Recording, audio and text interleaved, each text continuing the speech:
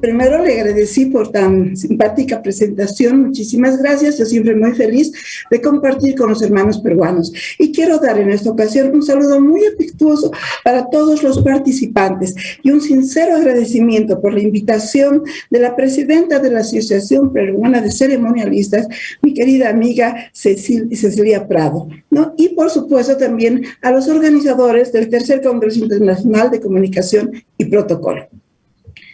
Bueno, yo en primer lugar quiero felicitar a mi amiga querida Ruth Rayo por la exposición que ha hecho, excelente, brillante, como siempre, como todo lo que ella hace. Y voy a referirme a un tema muy parecido que tenemos, que estamos compartiendo. Quisiera saber si puedo compartir mi presentación, la pantalla. ¿Es posible? ¿Están viendo? ¿Se ve la presentación? ¿La llegan a ver? Sí, la vemos. Ya, muy bien. Entonces vamos a dar inicio rapidito para que no nos gane el tiempo. El tema que he escogido, el título, es Nuevos tiempos, protocolo y etiqueta, una necesidad. He elegido este tema porque realmente es un tema álgido en estos días. Si antes nos hemos preocupado por el desarrollo y el desempeño de las personas encargadas de todo esto, pues ahora con mayor razón.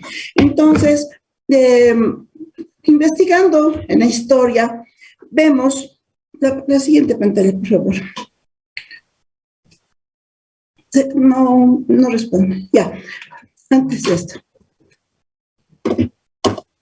Ya, vemos unas fotografías desde la época de los faraones, luego algo posterior hasta nuestros días. No podemos negar que el paso de los años ha permitido que el protocolo y la etiqueta hayan sufrido algunos cambios necesarios que se adecúan a los nuevos tiempos. Si bien el protocolo no se rompe, no se salta como algunos comunicadores lo dicen, tampoco la etiqueta es la misma para todos, ya que depende de la cultura de cada país. No podemos uniformar, porque las costumbres que nosotros tenemos en otros países pueden parecer malas y a nosotros parecernos impropias si analizamos otras culturas de afuera. Entonces, si nosotros estamos en ese ambiente, si somos invitados o nos visitan personas de otro lado que tienen costumbres diferentes, un protocolo, una etiqueta diferente, tenemos que adecuarnos a ellos, porque justamente la etiqueta, lo primero que nos enseña y nos manda es el respeto por las culturas, por los países, por todo lo que está a nuestro alcance. Decía que el protocolo no se rompe, pero sí es muy flexible, se lo debe flexibilizar. Miren, yo les voy a contar rápidamente una anécdota. No voy a decir nombres, pero sí se van a dar cuenta, cuando un presidente extranjero visitó a su santidad el Papa, fue con su tercera esposa, o sea, de tercer matrimonio. De acuerdo al protocolo que tienen en el Vaticano, solamente pueden saludar al Santo Padre las personas que son católicas, y no son divorciadas, en fin, tienen sus restricciones, ¿no? Pero esto al Papa Francisco le molestó profundamente, lo sorprendió. ¿Y qué es lo que él hizo? Pues abrió las puertas para que eso no sea así y más bien jalar hacia la iglesia, hacia el catolicismo, a las personas, aunque fuesen divorciadas. ¿Por qué razón? Porque no hay forma de excluirlas. Eso no manda la etiqueta, el protocolo, el respeto. Si el Santo Padre ha podido hacer eso, movilizar, flexibilizar el protocolo del Vaticano, cuanto más nosotros en algunas otras situaciones, quién sabe, de menos importancia, dependiendo de lo que se trate. Lo que debemos hacer es saber adecuarnos a cada situación, conscientes siempre de que la palabra ética está siempre presente en todo momento y lugar. La ética no se puede separar ni del protocolo ni de la etiqueta. Bueno, tenemos acá, miren, en la pantalla pueden ver ustedes, tenemos algo parecido al origen de la historia, de acuerdo a lo que vamos a ver. En el año 3000 antes de Cristo, el código de Hammurabi ya establecía criterios que regían la vida de los babilonios. describen minuciosamente la ceremonia y actos de coronaciones. Los egipcios, en el año 3000 a.C., los egipcios desarrollaron el primer protocolo y ceremonial. No. Luego, siguiendo, tengo problema un poquito de la visión. Bueno, tenemos lo siguiente, tenemos en el siglo XI, la emperatriz bizantina Teodora mandó a fabricar en aquel entonces un pincho de 2 dientes que se atribuye que fue el primer tenedor que inventaron. ¿Por qué? Por la necesidad seguramente de ella de poder comer más cómodamente las carnes o los demás alimentos. Después tenemos en el siglo XV también a Felipe III de Borgoña, Felipe, llamado Felipe el Bueno. Él creó un manual de protocolo en el cual incluyó dónde se deberían sentar las personas, qué momento servir y cómo y en qué orden servir. Si se dan cuenta, cada uno de estos momentos han ido progresando, modificando, mejorando de acuerdo a las propias necesidades. Luego tenemos, por ejemplo, en el año 1528 en Venecia se publica el Manual de las Buenas Maneras de Baldassar de Castiglione, que se llamó el libro El Cortesano. Es una guía excelente para en ese entonces de cómo deberían las personas comportarse. Luego, en el siglo XVI, Catalina de Medici, una noble italiana, también introdujo el tenedor y la cuchara para el uso en la mesa. Y así sucesivamente, hasta que hemos llegado al año 1853 para que el señor Manuel Antonio Carreño, de nacionalidad venezolana, publicara un manual de urbanidad y buenas costumbres. Ese manual él lo hizo pensando no en los diplomáticos o en algún grupo específico, lo hizo pensando en términos generales de la sociedad, ayudando con ello en la educación de los niños y de todos los seres humanos que tuvieran la necesidad de adquirir buenos modales, buena educación y reglas de urbanidad. Vamos a pasar a ver. Por favor, la pantalla no puedo pasar desde acá. Ya. Hablando de la evolución en estos temas, vemos que han habido factores muy importantes. En primer lugar, factores humanos, es decir, guerras, revoluciones, y los factores naturales, terremotos y pandemias, lo mismo que ahora estamos pasando. Lo de abajo quiero que me quiten, por favor. Desde el año 3000 a.C. hasta la fecha hubieron eventos que con seguridad influyeron en la evolución de las sociedades. Y eso ha seguido a través del tiempo hasta nuestros días. Si ustedes se fijan en la pantalla, tenemos una Revolución Francesa, una fotografía, la Segunda Guerra Mundial en la siguiente, abajo la pandemia, una pandemia, y la última fotografía tenemos la pandemia del COVID, la pandemia actual, que jamás nos hubiéramos imaginado llegar a este punto en el que hemos tenido que vivir. Ahora tenemos que analizar el post-COVID-19. Para poder superar esto, tanto en protocolo, en etiqueta, en todas las ceremonias, lo primero que tenemos que hacer es ser resilientes, la capacidad de afrontar una nueva forma de vida, ser optimistas, positivos, encontrar soluciones, ser empáticos, ponernos en el lugar de otra persona para comprenderla mejor. Y luego la adaptación, la readaptación, adecuarnos. De esta manera podremos superar el actual problema que tenemos con el COVID. Vamos a dirigirnos un poco más al protocolo. ¿Qué es el protocolo? Es un conjunto de normas, tradiciones y técnicas que sirven para regular, planificar coordinar, supervisar las ceremonias y sus formalidades. Pueden ser de carácter oficial, diplomático, militar, institucional, social, deportivo, etc. El protocolo es la normativa o conjunto de reglas que son legisladas y establecidas por los usos y costumbres y tomando en cuenta la característica de cada una de las empresas o instituciones que las manejan, porque no pueden ser en todos los casos iguales. No podemos obligar a tener un protocolo como los diplomáticos en una empresa diferente. Hacemos.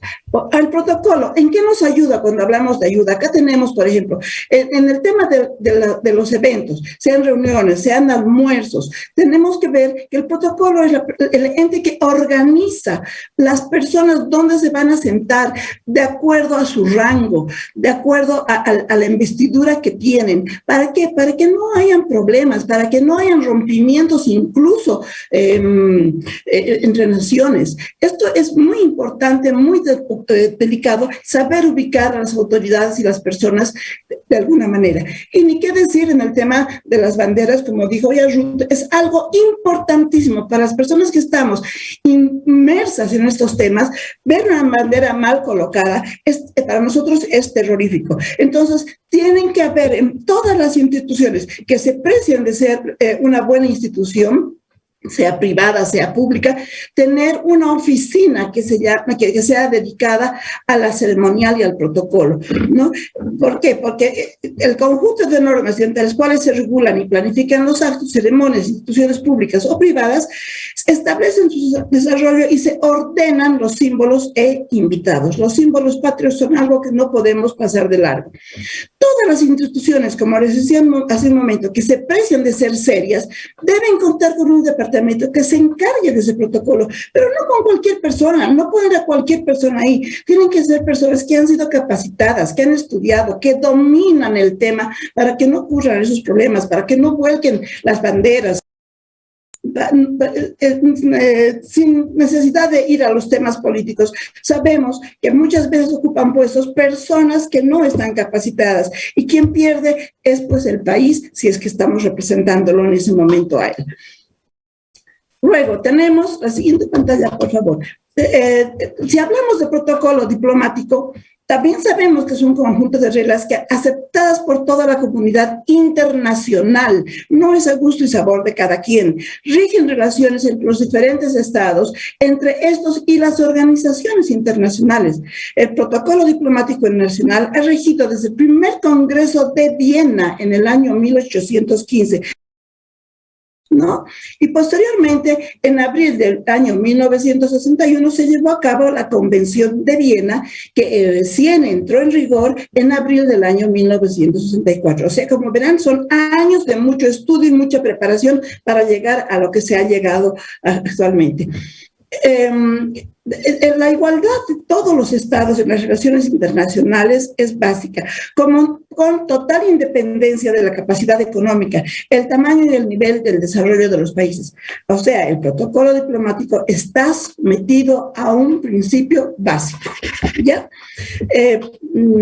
Acá vamos a ver algo de la Convención de Viena. La Convención de Viena es un acuerdo entre naciones mediante el cual se reconoce y se garantiza la inviolabilidad personal de los funcionarios diplomáticos que no están sometidos a la jurisdicción de las autoridades judiciales del país receptor, salvo que se trate de delitos graves. Un ejemplo de ello es cuando las personas extranjeras tratan de sacar cuadros, cosas de valor de un país y llevarlos sin autorización. Para llevar cuadros, para llevar íconos como los de Rusia, por ejemplo, hay que hacer un trámite, pedir a la Cancillería autorización, nos dan un certificado y con eso se puede sacar. Y ha ocurrido que han visto personas que en su maleta, como las maletas de los diplomáticos, no se las puede abrir, entonces han ocurrido que de alguna manera se han enterado que sí habían cosas de valor que estaban sacando sin autorización. El país receptor ha pedido el retiro de esos diplomáticos, el declararlos personas no gratas, y esa es una vergüenza para el país al que representan esos diplomáticos. Esto les comento porque yo lo he vivido en otro país cuando mi esposo estuvo de embajador y he visto que de otras embajadas han tenido problemas increíbles por esta situación. Bueno, ahora diremos que la Convención de Viena, vamos a ver el siguiente cuadro, es qué es la diplomacia. Esto es muy importante, es la ciencia de las relaciones y los intereses de los estados, es el arte de conciliar los intereses entre los pueblos, entre sí, y es la ciencia y el arte de las negociaciones. Los diplomáticos son personas exquisitas, con una educación absoluta, pues pueden estar furiosos, enojadísimos, pero ellos nunca lo van a demostrar. El Ministerio de Relaciones Exteriores en mi país, en Bolivia, es la entidad rectora de las relaciones internacionales y desarrolla la política exterior para la defensa de la soberanía, independencia e intereses del Estado a través de la diplomacia. Ahora vamos a entrar a la parte que me interesa, que se aplique en todo lo que he hablado anteriormente, la etiqueta. La palabra etiqueta es definida por diferentes autores como un conjunto de reglas y formalidades que se deben aplicar en determinados actos y eventos. La etiqueta es la guía social por excelencia, que nos muestra el respeto, la cordialidad, la hospitalidad con las personas, las empresas, las instituciones, con unas culturas y costumbres. Y todo esto deriva en dos simples palabras: buenos modales. En estas fotografías podemos ver, hay una mesa excelente al estilo imperial. Tenemos ahí otra fotografía con el rey Felipe y su esposa, es una mesa al estilo, montada al estilo francés.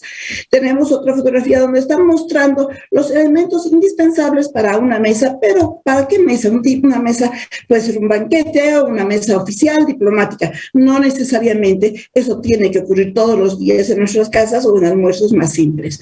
Luego en otra fotografía también tenemos a la reina Isabel, que está en una mesa al estilo U, que es lo que generalmente ella usa, porque de esa manera acomoda a sus invitados.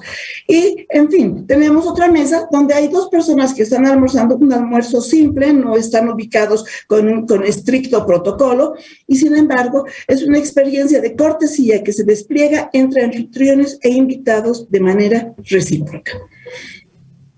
La etiqueta, ante los niveles más elevados, los niveles más elevados adquirían refinamiento de lenguaje, de vestimenta, intercambio de gentilezas, incluyendo las demostraciones gastronómicas. De ahí que muchas veces pensamos que la etiqueta solamente era para las altas alcurnias, para las realezas, donde había que inclinarse, hacer la venia.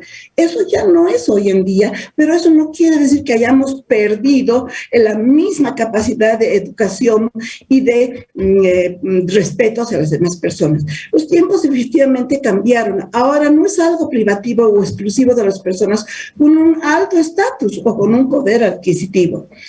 Como siempre, la sugerencia es implementar en la malla curricular de colegios y universidades como materia la etiqueta, los buenos modales y costumbres. De esta manera evitaríamos que estos desaparezcan como si se trataran de una simple moda. La etiqueta y los buenos modales no son una moda, son un modo de vida, que es muy diferente. Estimada ponente, tiene 2 minutos, por favor. 2 minutos. Perfecto. Ya, muy bien. Simplemente recordar y decir que tanto la etiqueta como el protocolo son indispensables en la vida de todas, absolutamente todas las personas, y que debemos aplicarlas. La etiqueta no solamente es saber comer en la mesa, la etiqueta es saber ser y saber estar. Saber ser, saber cómo vestirnos adecuadamente, qué código de vestimenta utilizar, cómo comportarnos en el hogar, deporte, en la oficina, en el ascensor, en diferentes ambientes, especialmente en el teatro, por ejemplo, que la gente va vestida inadecuadamente y se ponen a utilizar el celular como si no hubieran ido a atender a un concierto o una obra de teatro. En iglesia, en la calle, en todo lado, en todo momento, la etiqueta es lo primero que debemos utilizar. No solamente es saber utilizar el cuchillo o los cubiertos. El origen del saber ser y del saber estar esencialmente es el respeto. Por lo tanto, actualmente, ¿cómo vamos a lograr que nuestra etiqueta y nuestro protocolo no varíe? Y si varía, sea a favor nuestro, simplificándolo, como decía nuestra querida amiga Ruth, simplificándolo, pero sin olvidar que la ética es parte imprescindible, indisoluble de estas dos partes. El respeto, necesidad de integridad, lealtad, discreción y empatía es lo que debemos conservar, y no mentir, no robar, no plagiar, en fin, muchas cosas más. El secreto de la sabiduría, del poder y del conocimiento es la humildad. Son las palabras de Ernest Hemingway. Les agradezco mucho la atención. Les dejo en la pantalla mis datos por si acaso quieran alguna vez consultarme. Estoy los 365 días del año a disposición de todos ustedes.